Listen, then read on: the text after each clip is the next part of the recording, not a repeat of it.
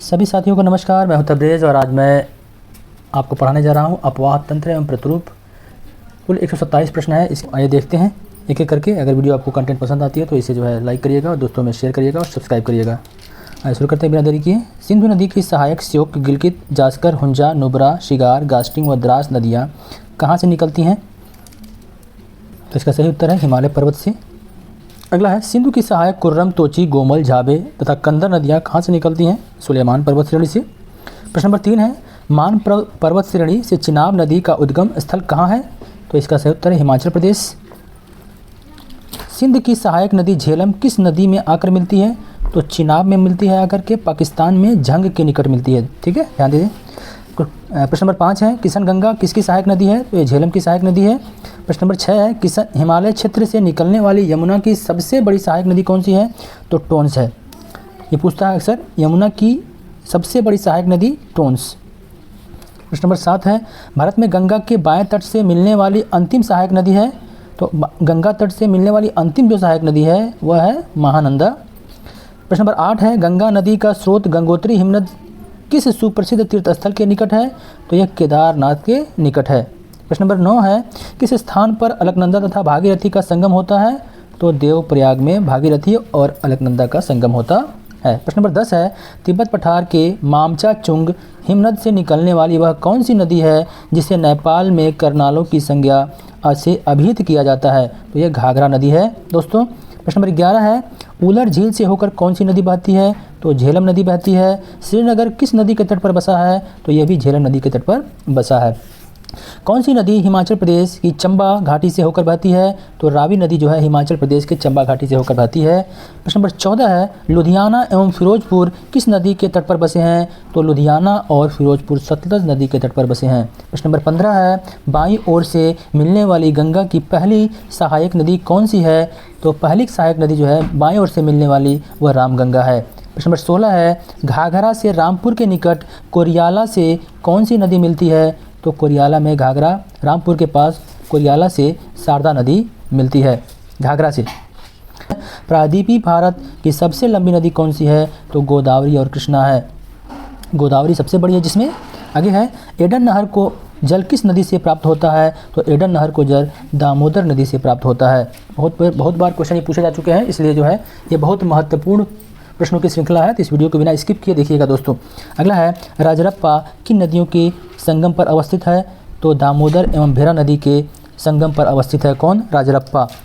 भारत का सबसे बड़ा अपवाह तंत्र किस नदी का है? तो यह गंगा नदी का है, जिसकी कुल क्षेत्रफल जो है 8,61,404 वर्ग किलोमीटर का है। प्रश्न नंबर 21 है गंगा का प्रवाह या गंगा का अपवाह क्षेत्र देश के कुल भौगोलिक क्षेत्र का कितना प्रतिशत है? तो यह लगभग 26.2% है। आगे दिया है गंगा का जल ग्रहण क्षेत्र कितने देश में विस्तृत है? तो यह 4 देशों में विस्तृत है, तिब्बत में, नेपाल में, भारत में और बांग्लादेश में। प्रश्न नंबर 23 है भारत के गंगा बेसिन में शुद्ध नेट बोया गया क्षेत्र और शुद्ध सिंचित क्षेत्र कितना है? तो शुद्ध बोया गया जो क्षेत्र है वह 44% है और शुद्ध सिंचित जो क्षेत्र है वह 23.41 मिलियन हेक्टेयर है। प्रश्न नंबर 24 है गंगा बेसिन में बाढ़ पूर्वानुमान स्टेशनों की कुल संख्या कितनी है? तो यह 87 है, 87 है। प्रश्न नंबर 25 है गंगा के जलोढ़ निक्षेपों की मोटाई कितनी है? तो यह 6000 मीटर तक है। प्रश्न नंबर 26 है गंगा स्मार्ट सिटी परियोजना कब शुरू की गई? यह 13 अगस्त 2016 को शुरू की गई थी। प्रश्न नंबर 27 है शारदा व सरयू उपनाम से किस नदी को जाना जाता है? तो यह घाघरा नदी को शारदा के नाम से भी जाना जाता है और सरयू के नाम से भी जाना जाता है। गोखुर झीलें कहाँ पाई जाती हैं? तो उत्तर भारत के मैदानी भागों में गोखुर झीलें पाई जाती हैं। बहुत बार पूछा गया क्वेश्चन ये भी है। पोटवार पठार को अन्य किस नाम से जाना जाता है? तो पोटवार पठार को भी दिल्ली रिज के नाम से जाना जाता है। प्रश्न नंबर 30 है सिंध व गंगा अपवाह के बीच किसका उत्थान दोनों के बीच जल विभाजन का कारण था? तो इसका पोटवार पठार। प्रश्न नंबर 31 है 2.5 मिलियन वर्ग किलोमीटर क्षेत्रफल वाले तिब्बत पठार से निकलने वाली प्रमुख नदियाँ कौन सी हैं? तो यहाँ से निम्न नदियाँ निकलती हैं। यांगसी नदी है, वांगहो है जिसे पीत नदी भी कहते हैं, सिंधु नदी है, सतलज नदी है, ब्रह्मपुत्र नदी है, मिंकांग है और इरावदी नदी है। तो इतनी नदियाँ जो हैं तिब्बत के पठार से निकलती हैं। आगे दिया है प्रश्न नंबर 32 है, गंगा और ब्रह्मपुत्र नदी तंत्रों का दिक् परिवर्तन कैसे हुआ? तो ये मालदा गैप के अधोक्षेपण द्वारा हुआ। प्रश्न नंबर 33 है, किसे गंगा नदी का टावर कहा जाता है? किसे यहाँ लिखा है तो यहाँ किसे कर दिया, किसे गंगा नदी का टावर कहा जाता है? तो नेपाल को गंगा नदी का टावर कहा जाता है। भारत में हिमालय की नदियों में से पश्चिम नदी कौन सी है? तो सिंधु नदी है। प्रश्न नंबर 35 है, सिंधु नदी जम्मू कश्मीर के किस जिले से गुजरती है? तो लेह व करगिल से गुजरती है। प्रश्न नंबर 36 है, झेलम नदी किस पर्वत श्रेणी से निकलती है? तो यह पीर पंजाल श्रेणी से निकलती है। प्रश्न नंबर 37 है, सिंधु तंत्र की कौन सी नदी शेषनाग झील से निकलकर वुलर झील से प्रवाहित होने के बाद चिनाब में मिलती है? तो झेलम नदी है ये। प्रश्न नंबर 38 है, श्रीनगर किस नदी के किनारे पर बसा है? तो ये झेलम नदी के किनारे पर बसा है। प्रश्न नंबर 39 है, हिमाचल प्रदेश में किस नदी को चंद्रभागा के नाम से जानते हैं? तो चिनाब को चंद्रभागा के नाम से जानते हैं। प्रश्न नंबर 40 है, राकस ताल से निकलकर हिमालय को काटकर शिवकिला दर्रा से होकर भारत में प्रवेश करने वाली नदी कौन सी है? तो सतलज नदी है। प्रश्न नंबर 41 है, व्यास और सतलज के संगम स्थल हरिके नामक स्थल पर है। हरिके बैराज से भारत की सबसे बड़ी कौन सी नहर निकलती है? तो यह इंदिरा गांधी नहर निकलती है। याद कर लीजिएगा क्वेश्चन ये दोस्तों, ये बहुत ही महत्वपूर्ण क्वेश्चन है, कई बार ये भी पूछ चुका है। आगे दिया प्रश्न नंबर 42, घड़ियालों की अधिकतम संख्या भारत में किस नदी में पाई जाती है? तो चंबल और गिरवा नदी में पाई जाती है। प्रश्न नंबर 43 है, भारत में यरलुंग जंगमो नदी को किस नाम से जाना जाता है? तो ब्रह्मपुत्र नदी के नाम से जाना जाता है। प्रश्न नंबर 44 है, मानस नदी किसकी उपनदी है? तो मानस नदी ब्रह्मपुत्र की उपनदी है। प्रश्न नंबर 45 है, कमेंग, लोहित, सुबनसिरी किस प्रदेश की नदियाँ हैं? तो अरुणाचल प्रदेश की नदियाँ हैं। प्रश्न नंबर 46 है, बराक नदी जो मणिपुर की पहाड़ी से निकलकर मिजोरम तथा असम में बहती हुई बांग्लादेश में प्रवेश करती है, किसकी सहायक नदी है? यह ब्रह्मपुत्र की सहायक नदी है। कौन? बराक नदी, ध्यान दीजिएगा। आगे दिया है प्रश्न नंबर 47, दिबांग, कबेंग और लोहित किसकी सहायक नदियां हैं? तो ये ब्रह्मपुत्र की सहायक नदियां हैं। प्रश्न नंबर 48 है, ब्रह्मपुत्र नदी में दाएं ओर से मिलने वाली सहायक नदियां कौन कौन सी है? तो दाएं ओर से मिलने वाली सहायक नदी है दिमांग है, लोहित है, सुबनसिरी है, रंगा है, जिया है, भरली है, मानस है, तिपकई है, संकोच है और तिस्ता है। प्रश्न नंबर 49 है, ब्रह्मपुत्र में बाईं ओर से मिलने वाली नदियां कौन सी हैं? तो बरहिंदीहंग,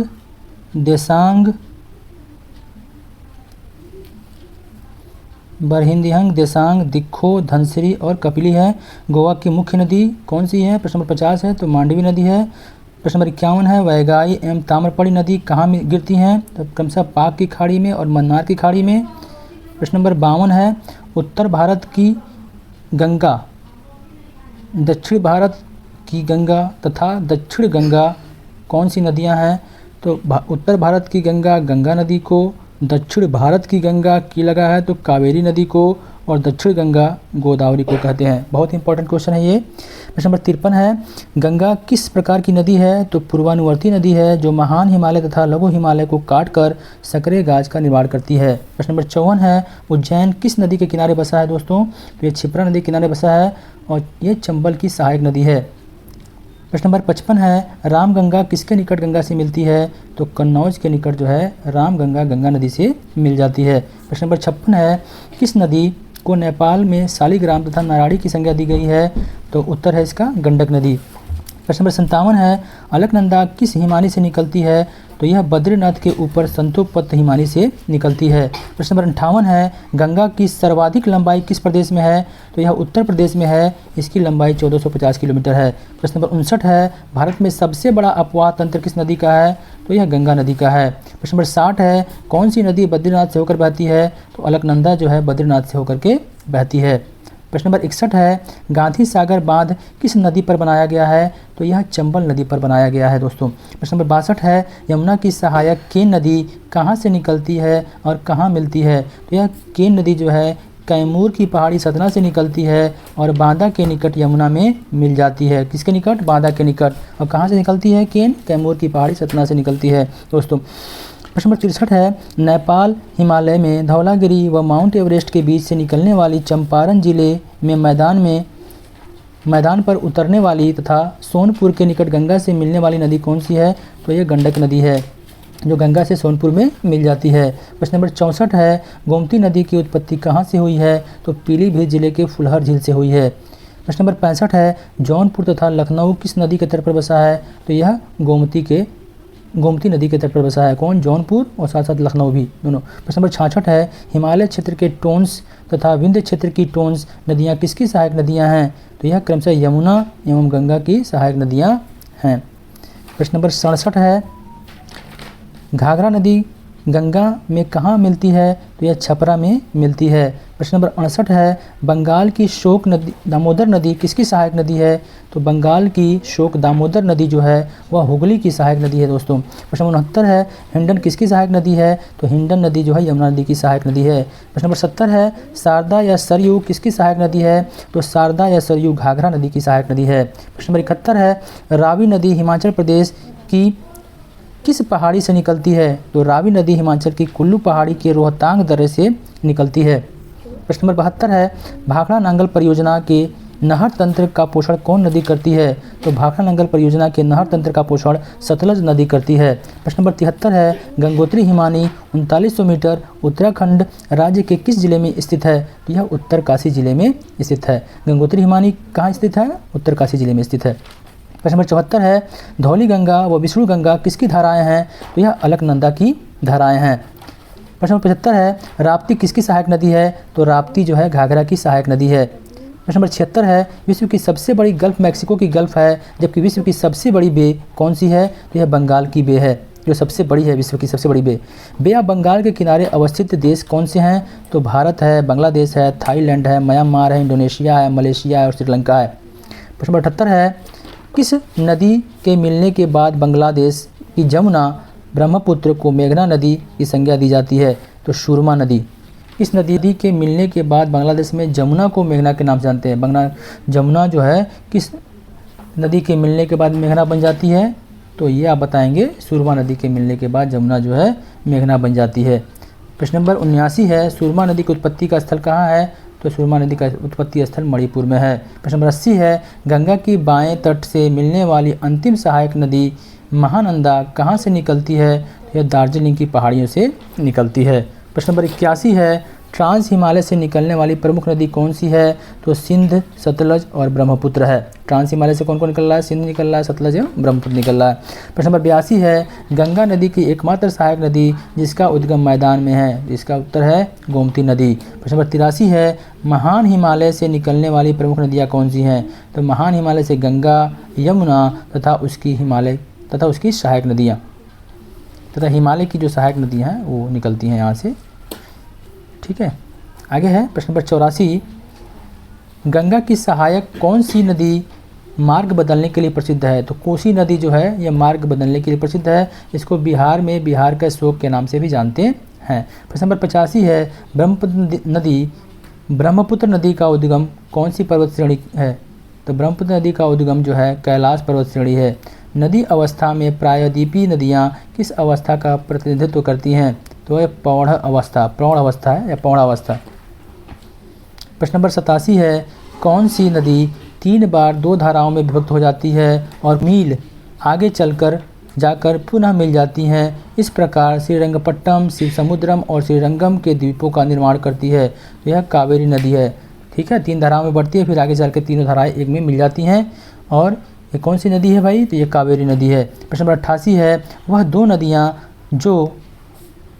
दो नदियाँ जिन्हें 16 सितंबर 2015 को आपस में जोड़ दिया गया, तो इसका कौन कौन सी नदियाँ जोड़ा गया? गोदावरी और कृष्णा को जोड़ दिया गया। नदियों के उत्तर से दक्षिण की ओर क्रम बता दीजिए। तो कौन कौन से हैं? महानदी, फिर गोदावरी, फिर कृष्णा, फिर पेन्नार, फिर कावेरी और वेंगई।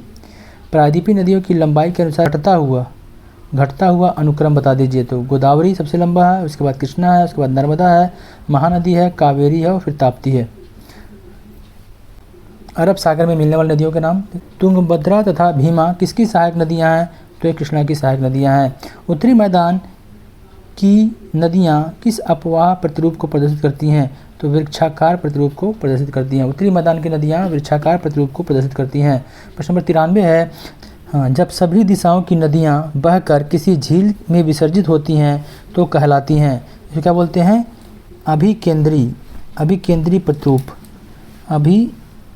अभिकेंद्री प्रतिरूप सेंट्रीपेटल पैटर्न। 95 है, भारतीय अपवाह तंत्र को विलग करते हैं दिल्ली, कटक, अरावली और सह्याद्री पर्वत।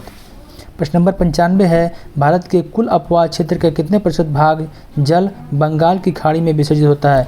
तो 77% जल जो है बंगाल की खाड़ी में विसर्जित होता है। प्रश्न नंबर 96 है, हिमालय तथा प्रायद्वीपीय अपवाह तंत्र में किस तंत्र की नदियाँ प्राचीन हैं? तो प्रायद्वीपीय तंत्र की नदियाँ प्राचीन हैं। हिमालय नदियाँ अपने परिवर्तीय मार्ग में बनती हैं। हिमालय नदियाँ वी आकार की घाटियाँ बनाती हैं अपने परिवर्ती मार्ग में। प्रश्न नंबर 98 है, किस नदी को बिहार का शोक की उपमा दी गई है? तो कोसी नदी को बिहार की शोक की उपमा दी गई है। किस कल्प में, प्रश्न नंबर 99 है, किस कल्प में हिमालय के संपूर्ण अनुदैर्ध्य विस्तार के साथ असोम से पंजाब तक शिवालिक या इंडो ब्रह्म नदी बहती है? तो मायोसीन कल्प में। प्रश्न नंबर 100 है, शिवालिक या इंडो ब्रह्म नदी का हिमालय के 3 अपवाह तंत्रों सिंधु, गंगा एवं ब्रह्मपुत्र में विभाजन किस काल में हुआ? तो यह प्लेस्टोसीन काल में हुआ। 101 है प्रश्न नंबर, विसर्प रहित सुनिश्चित मार्ग किस नदी तंत्र की विशेषता है? तो यह प्रायद्वीपीय नदियों तंत्र की विशेषता है। प्रश्न नंबर 102 है, द्वीप के पश्चिम पार्श्व का अवकलन या धंसाव कब हुआ? तो आरंभिक टर्शियरी युग में। महानदी किस जिला से निकलती है? तो महानदी छत्तीसगढ़ के रायपुर जिला से सिहावा पहाड़ी से निकलती है। प्रश्न नंबर 104 है, कोयना, तुंगभद्रा एवं भीमा किसकी सहायक नदियां हैं? तो यह कृष्णा की सहायक नदियां हैं। 105 है, सरदार सरोवर परियोजना किस नदी पर बनाई गई है? तो यह नर्मदा नदी पर बनाई गई है। प्रश्न नंबर 106 है, गोदावरी तंत्र का विस्तार कितने राज्यों में है? तो यह 7 राज्यों में है दोस्तों, महाराष्ट्र, कर्नाटक, मध्य प्रदेश, छत्तीसगढ़, उड़ीसा, तेलंगाना और आंध्र प्रदेश में है। प्रश्न नंबर 107 है, कम उतार चढ़ाव के साथ दक्षिणी प्रायद्वीप की कौन सी नदी वर्ष भर प्रवाहित होती रहती है? तो यह कावेरी नदी है, दोनों मानसून के विभव क्षेत्र के कारण। प्रश्न नंबर 108 है, ताप्ती नदी किन राज्यों से होकर बहती है? तो महाराष्ट्र, मध्य प्रदेश व गुजरात राज्य से होकर बहती है। प्रश्न नंबर 109 है, अरावली के पश्चिम में राजस्थान की सबसे बड़ी नदी तंत्र है? तो कौन है? लूनी नदी है। 110 है, अंतःस्थलीय प्रवाही नदियाँ से आप क्या समझते हैं? ऐसी नदियाँ जो समुद्र के मुहाने तक ना पहुँचकर स्थलीय क्षेत्र में ही विलीन हो जाती हैं, जैसे कि घग्गर, लूनी, सरस्वती या सरस्वती तथा रूपेन आदि। प्रश्न नंबर 111 है, गोवा राज्य की 2 महत्वपूर्ण नदियाँ कौन सी हैं? तो मांडवी और जुआरी नदी है। प्रश्न नंबर 112 है, केरल राज्य के 2 सबसे बड़ी नदी कौन सी हैं? तो पेरियार और भरतपुजा है। प्रश्न नंबर 113 है, हिमालयी नदियों के अपवाह के प्रकार हैं पूर्वानुवर्ती व अनुवर्ती, मैदानी भाग में वृक्षाकार प्रारूप। पूर्वानुवर्ती भी हैं, अनुवर्ती भी हैं और मैदानी भाग में वृक्षाकार प्रारूप भी देखने को मिलता है। 114 नंबर, गंगा नदी में अधिकतम जल प्रवाह कब होता है? तो अगस्त या सितंबर में होता है। प्रश्न नंबर 115 है, गंगा किस द्वीप के निकट बंगाल की खाड़ी में जा मिलती है? तो सागर द्वीप के निकट बंगाल की खाड़ी में जाकर के मिल जाती है। प्रश्न नंबर 116 है, यमुना नदी यमुनोत्री हिमनद से निकलती है, यह हिमालय के किस श्रेणी में स्थित है? यह बंदरपुर श्रेणी में स्थित है। प्रश्न नंबर 117 है, भारत में उत्तर दिशा की ओर प्रवाहित होने वाली नदियां हैं, चंबल है, सिंध है, बेतवा है, केन है, सोन है, उत्तर की तरफ जाती हैं। ये भी इंपॉर्टेंट क्वेश्चन है, कई बार पूछ चुका है। चंबल, सिंध, बेतवा, केन और सोन ये उत्तर दिशा की ओर प्रवाहित होती हैं। प्रश्न नंबर 118 है, भारत में सर्वाधिक खारे पानी की झील कौन सी है? तो सांबर झील है। प्रश्न नंबर 119 है, भारत के सबसे बड़े मीठे पानी की झील कौन सी है? तो उलर झील है, जम्मू कश्मीर में है ये। प्रश्न नंबर 120 है, तुलबुल परियोजना किस झील पर स्थित है? तो उलर झील पर स्थित है। 121 है, भारत की सबसे बड़ी कृत्रिम झील कौन सी है? तो गोविंद बल्लभ पंत सागर जो रिहंद नदी पर है। प्रश्न नंबर 122 है, कौन सी झील भारत की सबसे अधिक ऊंचाई पर स्थित है? तो चोलामू झील जो सिक्किम है सबसे ऊंचाई पर स्थित झील है। 123 है, बरुआ सागर झील कहाँ स्थित है? तो यह उत्तर प्रदेश में स्थित है, ये भी पूछा हुआ प्रश्न है। प्रश्न नंबर 124 जो है, भारत में सर्वाधिक ऊंचा झरना कौन सा है? तो कूचिकला झरना कर्नाटक का जो सबसे ऊंचा है। होजनकल प्रपात कहाँ स्थित है? तो तमिलनाडु धर्मपुरी जिले में है। प्रश्न नंबर 126 है, भारत का नियाग्रा प्रपात संज्ञा से कौन सा प्रताप अभिहित किया जाता है? तो चित्रकूट प्रपात। फिर से देख लीजिए, भारत का नियाग्रा प्रपात संज्ञा से कौन सा प्रपात अभिहित किया जाता है? तो चित्रकूट प्रपात, इंद्रावती नदी। 127 है, चूलिया जलप्रपात किस नदी पर स्थित है? तो चूलिया जलप्रपात चंबल नदी पर स्थित है। तो यह कुल जो है 127 प्रश्न थे दोस्तों। अगर वीडियो आपको कंटेंट पसंद आई हो, अच्छी लगी हो, तो आप इसे क्या करिए, लाइक करिए, सब्सक्राइब। आपका एक लाइक जो है हमारे मोटिवेशन को बढ़ाता है और आपके लिए ऐसे ही वीडियो हम आपके लाते रहेंगे। तो उम्मीद करते हैं कि आप इस वीडियो को ज़रूर लाइक करेंगे और अपने दोस्तों में शेयर करेंगे। आज के लिए इतना ही दोस्तों।